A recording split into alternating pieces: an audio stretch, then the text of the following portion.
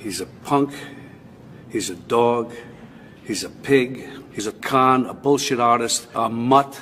Well, he's not the brightest bulb on the planet. I mean, I've been watching him over the years, and I like his acting. But, you know, in terms of when I watch him doing interviews and various other things, we're not dealing with Albert Einstein. And, you know, he can say what he wants. I want to until my falls off. I want to a horse, and I want to drink its blood. He's a con, a bullshit artist, a mutt, doesn't pay his taxes. I face enormous taxes, city taxes, state taxes, sales taxes, excise taxes, employee taxes, federal taxes, VAT taxes, different countries. It's my job to minimize the overall tax burden to the greatest extent possible, which allows me to reinvest in neighborhoods, in workers, and build amazing properties which fuel tremendous growth in their communities. He's an embarrassment to this country. It makes me so angry that this country has gotten to this point, that this fool, this bozo, has wound up where he has. Trump has stood consistently and alone against the establishment for decades. Trumpstan has been in opposition to unfair trade that is taking our jobs and destroying our economy. 35 years ago, he paid $100,000 for an ad in the New York Times to oppose the trade and war policies of the multinational corporations, the globalists. So I will have, in my race, more than $100 million put in of my money, meaning I'm not taking all of this big money from all of these different corporations like she's doing. I asked Hillary, why doesn't she make $250 million by being in office? She used the power of her office to make a lot of money. Why isn't she funding, not for $100 million, but why don't you put 10 or 20 or 25 or $30 million into your own campaign? It's $30 million less for special interests that will tell you exactly what to do. We've already been disenfranchised because you look at what's going on. Because if you think about it, the economy is rigged. The banking system is rigged. There's a lot of things that are rigged in this world of ours. And that's why a lot of you haven't had an effective wage increase in 20 years, folks, and we're going to change it. It helps if you have a billionaire who doesn't need the money of the multinational corporate donors, and he's willing to fight. He has opposed the Republican orthodoxy of so-called free trade and of being the world's policeman, and he has said it to their face. He's called for ending NAFTA, for auditing the Fed, for releasing the secret 28 pages of the 9/11 report. He will stop TPP and TTIP and stop the exporting of jobs. Neocons and those who want to provoke wars for profit for the military-industrial complex are his biggest critics. For all his bluster, he has long criticized American militarism and confronted Jeb to his face on the lies about weapons of mass destruction that were used to start the Iraq War. But most of all, he's not part of the club. Globalists hate him. Multinational corporations hate him, the political establishment hates him, and the warmongers hate him. Well, I'd like to punch him in the face. Somebody who was able to take whatever assets he had and built it into a fortune, which he then dedicated to creating something better for others, namely America.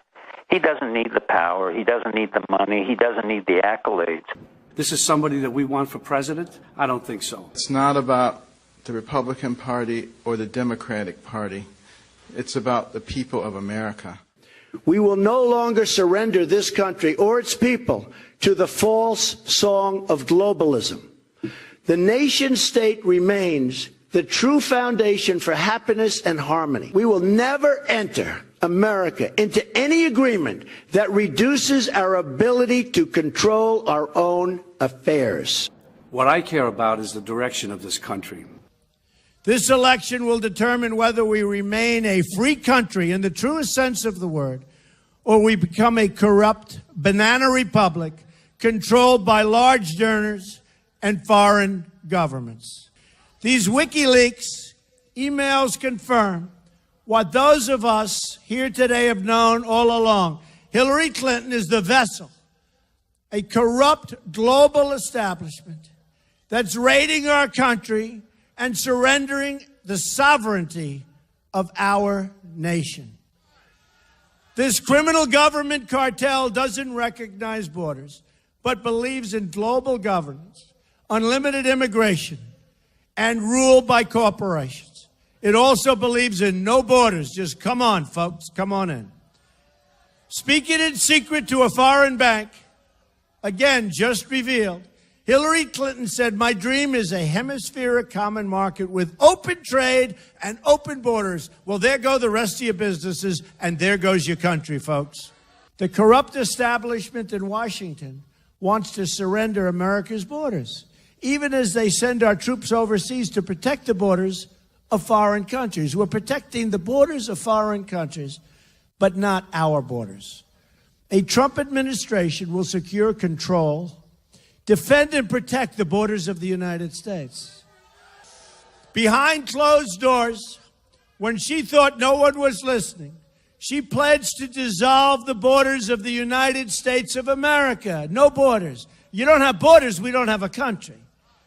WikiLeaks has given us a window into the secret corridors of government power, where we see a former Secretary of State announcing her desire to end forever the American independence that our founders gave to us and wanted us to have.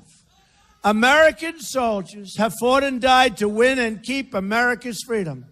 And now Hillary Clinton wants to surrender that freedom to these open borders, open trade, and a world government. And by the way, we want a government for the United States. We're very happy with it. Today we learned, amazingly, that the Department of Justice fed information to the Clinton campaign about the email investigation. Rudy Giuliani said it. This is collusion and corruption of the highest order, and is one more reason why I ask my Attorney General, I will ask, to appoint a special prosecutor. We have to investigate the investigation. This was a disgrace. This was a disgrace. Hillary bleached and deleted 33,000 emails after congressional subpoenas. Can you imagine that? They got a subpoena from the United States Congress, and then they deleted everything. If you did that in private life, you go to jail. And then destroyed her phones, some with a hammer. Boom. Anybody destroy your phones before with a hammer? Anybody? First, Hillary Clinton said this, remember? I did not email any classified material to anyone on my email. There is no classified material. Was that true?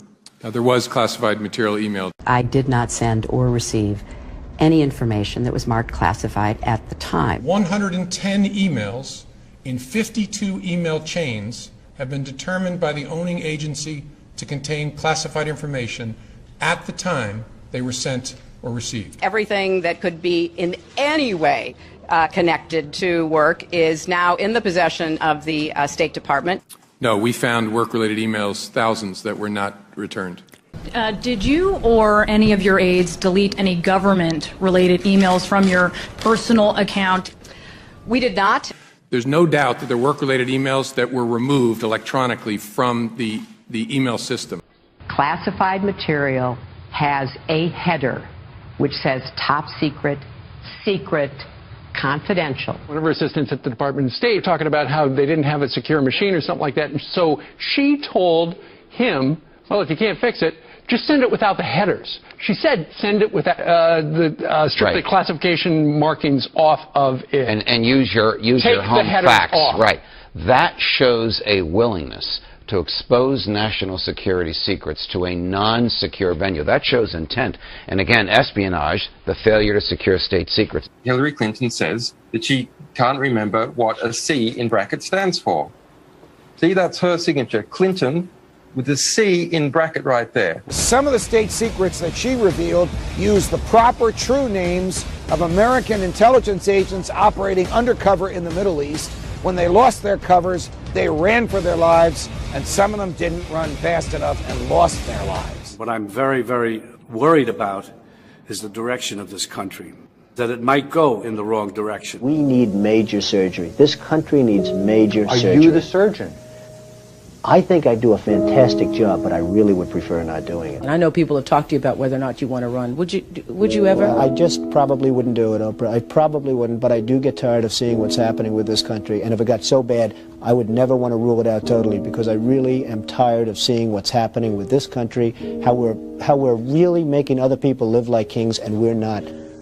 I know from a common sense financial standpoint that something has to burst. When a country is losing billions and billions and billions of dollars a year, and when other countries are making hundreds of billions of dollars, something is going to burst. I think people are tired of seeing the United States ripped off, and I can't promise you everything, but I can tell you one thing: this country would make one hell of a lot of money from those people that for 25 years have taken advantage. It wouldn't be the way it's been, believe me. I've decided to do something about it. I couldn't stand to see what was happening to our great country. I've committed to a truly more powerful military, one prepared and equipped to stand up to any and all of our foes. When we draw a line in the sand, it needs to mean something to all, especially our enemies. I've released a tax plan that gives the middle class and those with lower incomes a chance to keep more of what they earn, while restructuring how the richest Americans will be paying taxes. I've introduced a whole new approach to job creation by encouraging companies to bring more of their jobs in manufacturing back to the United States, home where it belongs, along with the trillions of dollars currently being held in foreign banks overseas. What we need is leadership that can deal with our mess and begin to apply practical solutions to our problems. There's so much untapped greatness in our country. I don't need anyone's financial support, nor do I need anyone's approval as to what to say. I just had to do the right thing. I had to do it. I had no choice. I see what's happening to our country. It's going to hell. I had to do it. This is what our new future will look like. I'm going to lower your taxes very, very substantially. I'm going to get rid of massive amounts of unnecessary regulation. All of these regulations on your business and in your life. I'm going to unleash American energy. I'm going to repeal and replace Obamacare. I'm going to appoint justices of the Supreme Court who will follow the Constitution.